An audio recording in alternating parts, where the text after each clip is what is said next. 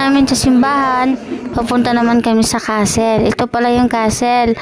Pero bago po papasok sa loob ay kailangan po mag-doble ng tsinelas para po hindi madumihan. Nagbibigay din pala sila ng headset tour dito. Ito yung magsisilbing tour guide namin sa loob. At nagsasabi din ng mga history sa bawat nakikita nyo at sa bawat pupuntahan yung sulok. So English nga ang salita kaya hindi ko naiintindihan. Kaya tinitingnan ko na lang yung bawat picture at mga nakikita ko. Tingnan nyo na lang sa monitor nyo kung ano nakalagay, kung saan nakaibanda, sa bedroom, sa toilet. Mga magagaling pala na hunters ang mga prinsipeng nakatira dito. Dami nilang wild animals na napatay.